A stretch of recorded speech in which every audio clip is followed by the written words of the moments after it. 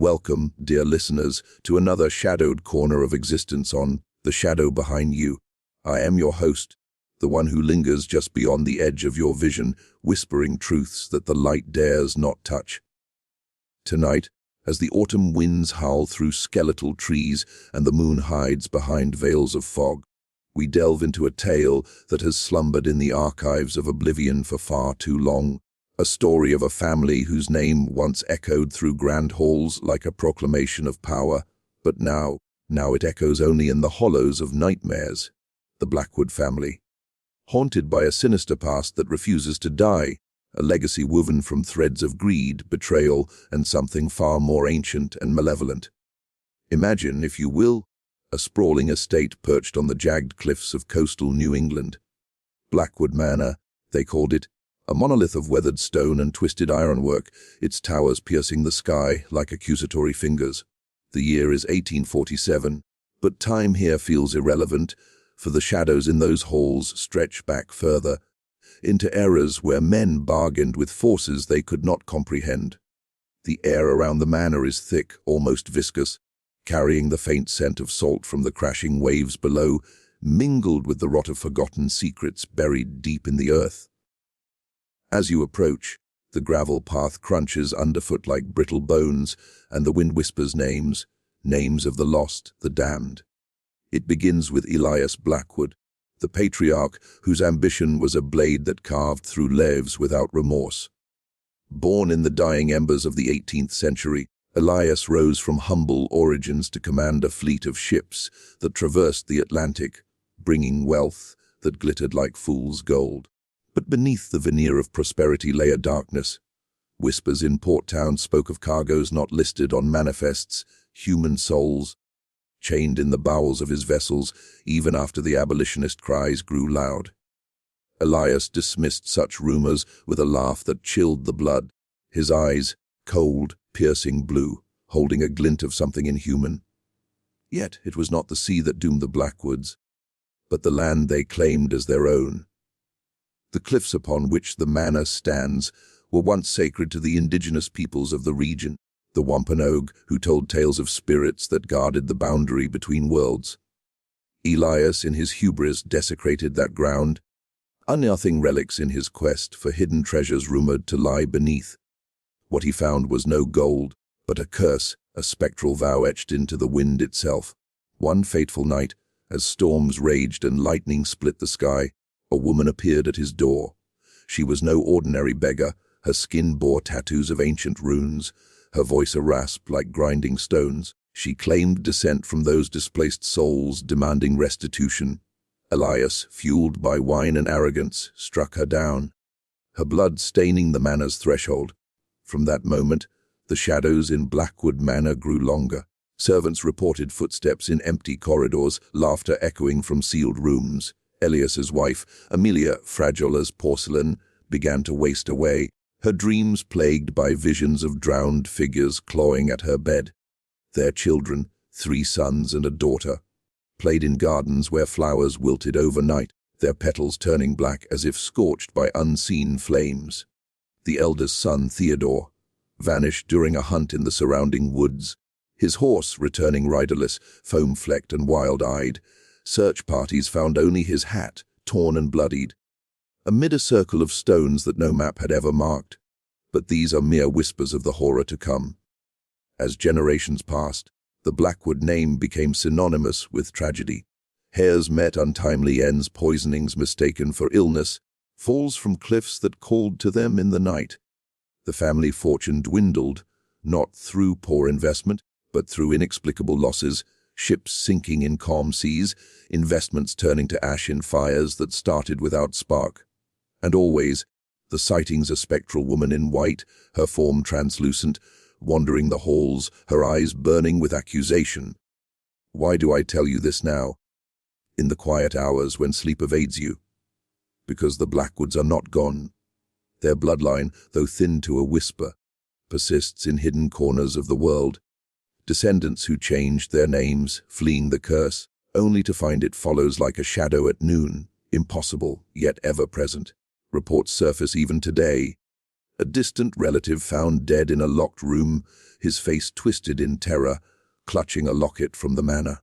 Urban explorers who venture into the ruins of Blackwood Manor speak of walls that bleed, voices that beg for release. As we embark on this journey, feel the chill settle into your bones. The tale of the Blackwoods is not just history, it's a warning. For in uncovering their secrets, we risk awakening our own. Listen closely, for the shadow behind you grows nearer with every word. What sins have your ancestors buried? What curses lie dormant in your veins? Tonight, we peel back the layers, layer by insidious layer, until the truth stares back, unblinking, unforgiving. Let us step deeper into the fog-shrouded past, where the Blackwood saga truly takes root. Picture the year 1798, a time when the young United States teetered on the brink of its own dark ambitions. Elias Blackwood, then a mere 25, stood on the docks of Salem, Massachusetts, a town still scarred by the witch trials of a century prior, where the air hung heavy with the ghosts of the accused. Elias was no scholar of history. He was a man of the sea, his hands calloused from ropes, his heart hardened by the relentless pursuit of fortune. Born to a fisherman father who drowned in a squall, Elias inherited little but a burning resentment for poverty. He clawed his way up, captaining his first ship at 19, navigating treacherous waters where others feared to sail. But ambition is a hungry beast, and Elias fed it with secrets. His vessels, sleek and black-sailed, carried legitimate cargo. By day, timber, textiles, rum. By night, they ventured into forbidden trades. Whispers in taverns spoke of his alliances with smugglers, evading British blockades during the Quasi War with France. Yet, the true darkness lay in his involvement with the remnants of the slave trade. Though outlawed in the north, Elias's ships made clandestine runs to the Caribbean, where human lives were bartered like spices. He justified it as business, his ledger books stained not with ink, but with the invisible blood of the oppressed. In 1812, with war raging again, Elias's fortune soared. He married Amelia Hargrove, a delicate beauty from Boston society, her dowry bolstering his empire. They settled in a modest home, but Elias dreamed bigger. Scouts spoke of untamed land along the Maine coast, cliffs overlooking the Atlantic, rich in timber and seclusion. Ignoring warnings from locals about cursed ground, Elias purchased the plot in 1820. The land had belonged to the Wampanoag, displaced by colonial expansion, their burial mounds disturbed by earlier settlers. Elias saw opportunity. He razed the forests, unearthing strange artifacts, carved stones depicting writhing serpents, amulets of bone and feather. He dismissed them as savage trinkets, storing them in his growing collection. Construction of Blackwood Manor began in 1825, a Gothic revival behemoth with spires that mimicked the jagged rocks below. Workers, many Irish immigrants fleeing famine, toiled under Elias's iron gaze. Accidents plagued the site: a mason crushed by falling stone, a carpenter vanishing into the sea during a storm. Whispers among the crew spoke of eerie lights dancing over the cliffs at night, like willow, the wisps leading souls astray. Elias pressed on, his family moving in by 1830. Amelia bore him 4 children: Theodore in 1826, followed by twins Marcus and Lydia in 1828, and young Samuel in 1832. Life at the manor should have been idyllic. The roar of waves a constant lullaby, gardens blooming with imported roses, but unease settled like dust. Amelia, once vibrant, grew pallid, complaining of cold draughts in sealed rooms. The children played games of hide and seek in labyrinthine halls, but Theodore claimed to hide with the lady in white, a friend invisible to others. Elias scoffed, burying himself in ledgers, his ships now dominating the whaling trade. Yet prosperity came at a cost. In 1835, one of his vessels, the Shadow's Grasp, returned crewless, adrift off the coast, its decks slick with blood, no bodies found. Tension built like gathering clouds. In 1840, a stranger arrived, a woman named Eloan, claiming Wampanoag heritage. Tall and gaunt, her eyes dark pools of ancient sorrow, she demanded the return of the artifacts Elias had unearthed. "The spirits guard what is theirs," she warned, her voice echoing like wind through caves. Elias, enraged by her audacity, ordered her removed. But that night, as thunder cracked the sky, Aloan returned, slipping past guards. Confronted in his study, she cursed him. Your blood will pay for the blood you spilled. The shadows will claim your line, one by one, until none remain to remember. In a fit of rage, Elias struck her with a fire poker, her body crumpling like fallen leaves. He buried her in the cliff's shadow, unmarked, her blood seeping into the earth. From that moment, the hauntings began in earnest. Amelia awoke screaming, visions of Aloan clawing at her throat. Theodore, now a young man, ventured into the woods for a hunt in 1842. His companions heard cries, found only his rifle and a trail of blood leading to a stone circle, ancient, untouched. The boy was gone, swallowed by the land. The family fractured. Marcus, hot-tempered like his father, took to the sea, captaining ships that met misfortune. Lydia, the daughter, withdrew into silence, sketching visions of spectral figures in her journal. Samuel, the youngest, showed promise as a scholar, but even he felt the weight, books in the library rearranging themselves, pages turning to accounts of forgotten atrocities. As the 1850s dawned, Elias aged prematurely, his once strong frame bent like wind-twisted trees. Whispers in town labeled the Blackwoods cursed, servants fleeing after glimpses of Aloan's ghost in mirrors. One maid swore the walls breathed, pulsing with unseen life. Elias, defiant, hosted grand balls to dispel rumors, but guests reported uneasy chandeliers swaying without wind, music distorting into wails. The turning point came in 1855. During a storm, Amelia fell from the cliffs, or was pushed. Her body washed ashore days later, bloated and unrecognizable save for the Blackwood crest ring. Elias, broken, retreated to his study, poring over the artifacts, seeking answers. What he found only deepened the abyss. As the veil thins further, we plunge into the heart of the Blackwood curse, where the sins of the father bloom into terrors for the sons. Elias, now a hollow shell in the wake of Amelia's death, became obsessed with the artifacts. In his study, lit by flickering candlelight that cast elongated shadows like grasping claws, he deciphered inscriptions on the stones. They spoke of a guardian spirit, an entity bound to the land, awakened by desecration. Aloan, it seemed, was no mere woman but a shaman, the last keeper of ancient rites. Her death unbound the spirit, tethering it to the Blackwood bloodline. Marcus, the surviving eldest, returned from sea in 1856, his face scarred from a mutiny he barely quelled. He blamed Elias for the family's woes, arguments echoing through the manor like thunder. Lydia, fragile and ethereal, confided in her diary, entries we draw from shadowed archives of visions, Aloan whispering prophecies of doom, her form materializing in fog-shrouded mirrors. Samuel the scholar delved into occult tomes, uncovering links to Algonquian legends of the Wendigo, a cannibal spirit, but twisted here into a vengeful guardian. The hauntings escalated. In 1858, during a harsh winter, the manor's pipes froze, but blood, warm and viscous, dripped from faucets instead of water. Servants fled en masse, leaving the family isolated. Marcus, in a bid to reclaim fortune, invested in railroads, but trains derailed inexplicably, claiming lives and capital. One night, he awoke to find his bed surrounded by spectral figures, drowned sailors from his father's ships, their eyes milky, hands outstretched.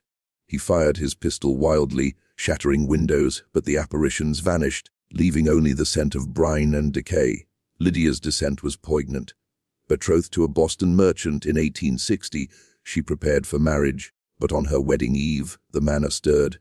Guests heard screams. Lydia was found in the attic, her gown torn, babbling of the woman who weeps blood. The marriage dissolved, and Lydia retreated to her room, where walls whispered her name. She began sleepwalking, drawn to the cliffs, servants restraining her as she murmured incantations in a tongue unknown. Samuel, ever the rationalist, sought external aid. In 1862, he invited Dr. Harlan Voss, a parapsychologist from Philadelphia, versed in spiritualism. Voss arrived amid Civil War rumors, his equipment, crystal pendulums, spirit boards, clashing with the manor's antiquity. Seances commenced in the grand hall, candles guttering as temperatures plummeted. Voices emerged from the ether, Aloan's rasp demanding reparation. Voss, pale and trembling, recorded manifestations, a table levitating, ink spilling to form runes. But the spirit grew aggressive. Voss's assistant was flung across the room, neck snapped like dry twigs. Elias died in 1865, the war's end unmarked in his isolated world. Found in his study, throat slit by his own hand. Or was it? The razor lay clutched, but witnesses swore shadows moved independently. His will divided the estate, but the curse cared not for paper. Marcus inherited the manor, marrying hastily to sire heirs. His wife, Clara, bore twins in 1867, Elias Sephir and Amelia, who names echoing the past like a mocking refrain. But joy was fleeting. Clara sickened, birthing phantoms in her fever dreams. The 1870s brought industrialization's roar, but Blackwood Manor remained a relic.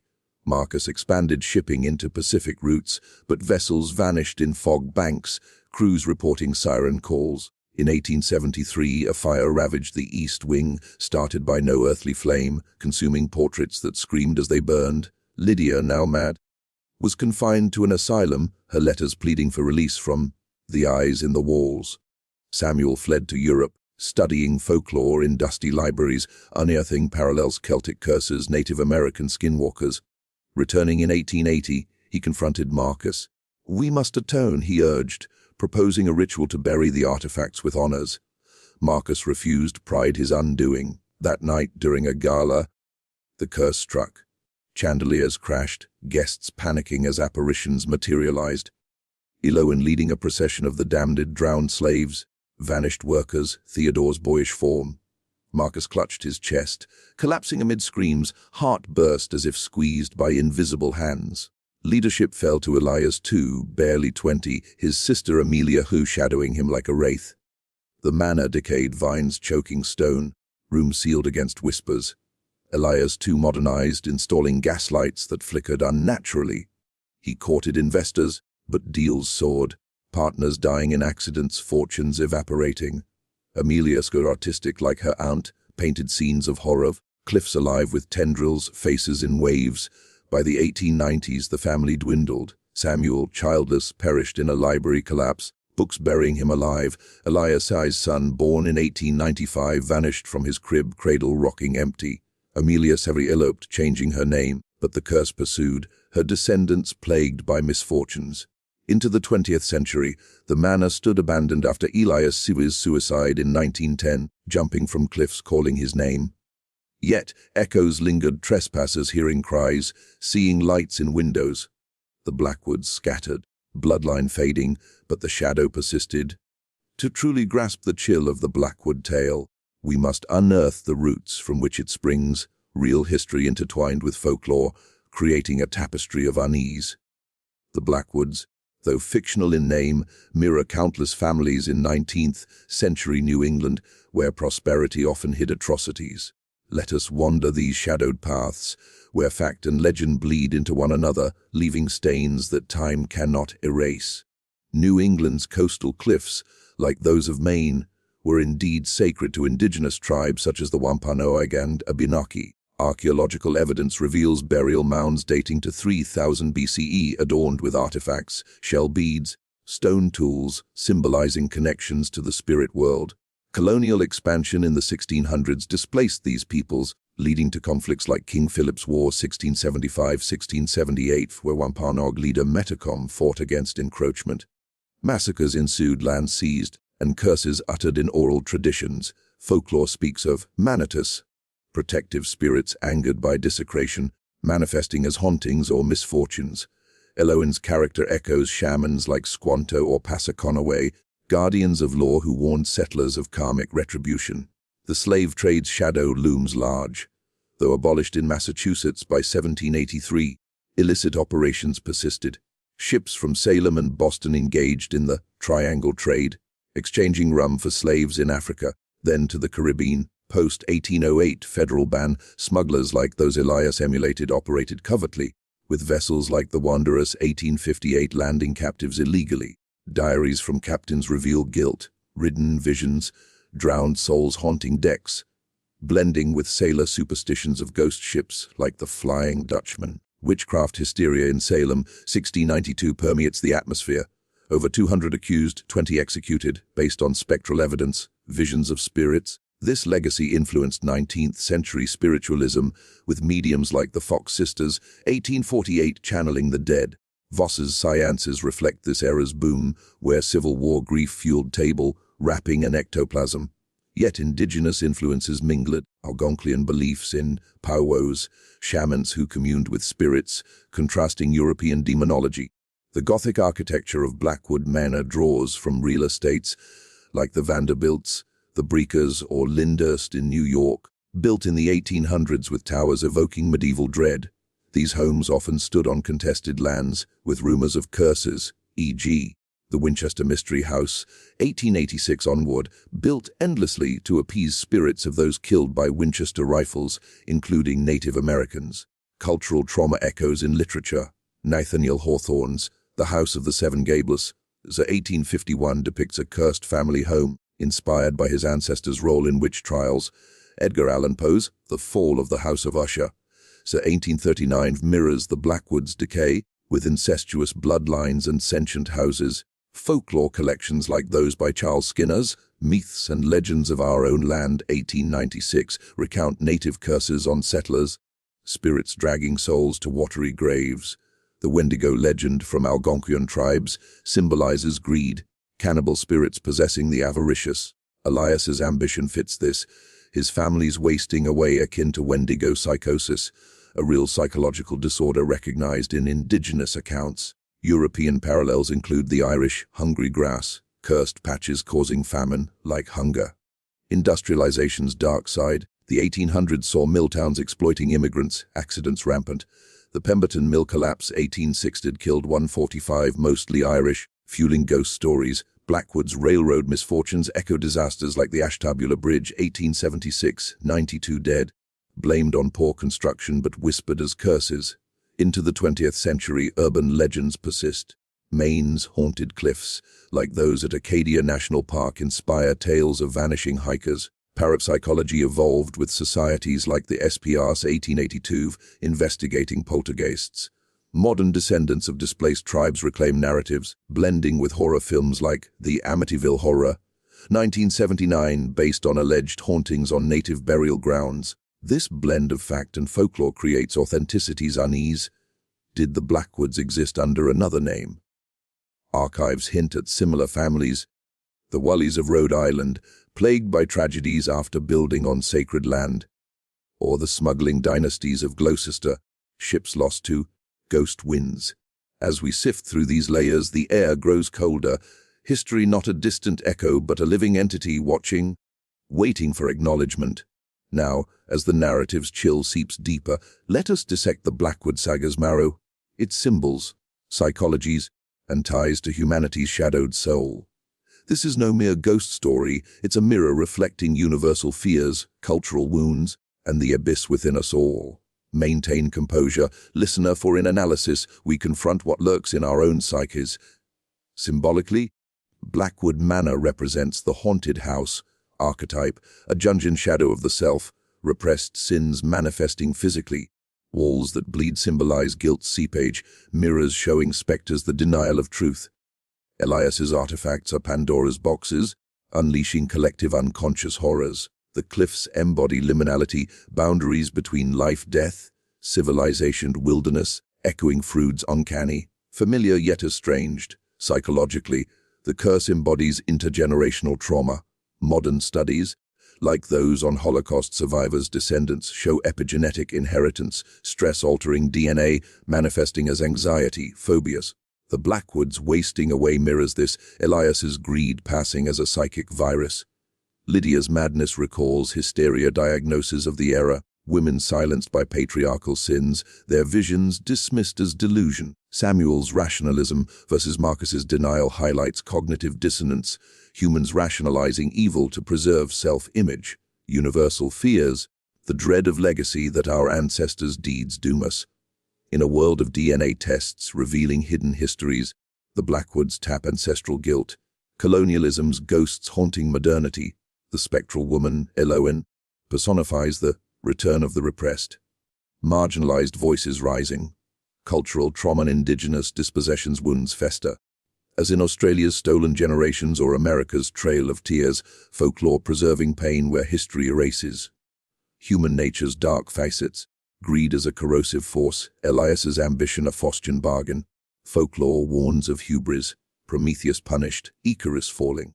The Wendigo symbolizes capitalism's cannibalism, consuming others for gain, relevant in today's inequality debates. Hauntings as metaphor for environmental revenge, desecrated land striking back, akin to climate changes. Ghosts, extinct species, rising seas. Thematically, isolation breeds horror. The manor's remoteness amplifies paranoia, echoing Gothic isolation in Wuthering Heights. Gender dynamics. Women like Amelia and Lydia bear the curse's brunt, vessels for male sins, critiquing patriarchy. Spiritualism's rise reflects Victorian death obsession, post-war seances seeking meaning in loss. Intellectually, the story probes authenticity, blending fact-fiction blurs reality, inducing existential dread. What if curses are metaphors for societal ills? Racism's legacy haunts, as in Toni Morrison's Beloved, slavery's ghost literalized. Psychological horror apparitions as projections of guilt, per Rorschach-like interpretations. Connecting to broader fears, vanishing families evoke extinction anxiety in an era of declining birth rates, pandemics. The shadow behind you, the unknown self, Pajung, integrate or be consumed. Ominously, the Blackwoods warn ignore history, and it repeats, spectral and unforgiving. As our journey through the Blackwood shadows draws to a close, the air thickens with unresolved whispers. We've traversed the manor's haunted halls, unearthed curses from desecrated earth, and peered into the abyss of human frailty. The family, once mighty, now a faded echo, scattered descendants living under aliases, plagued by inexplicable woes. Yet the curse endures, a spectral thread binding past to present. Imagine, in today's world, a young woman, let's call her Alina Black, discovering her lineage through a forgotten letter. She visits the ruins, vines choking stone, wind carrying moans. Does she see Eloan eyes pleading for peace, or is it her own reflection, distorted by inherited guilt? Reports persist. In 2023, explorers filmed orbs in the manor, audio capturing pleas. A descendant died mysteriously in 2024, clutching an artifact unearthed anew. This tale leaves us haunted. What if every family harbors such darkness? Your own bloodline, forgotten sins whispering in the night. The Blackwoods teach atonement's necessity, ignore and shadows lengthen. As the moon wanes, remember, the shadow behind you is closer than you think. Turn not, for in facing it you may find yourself. Good night, and may your dreams be mercifully dreamless.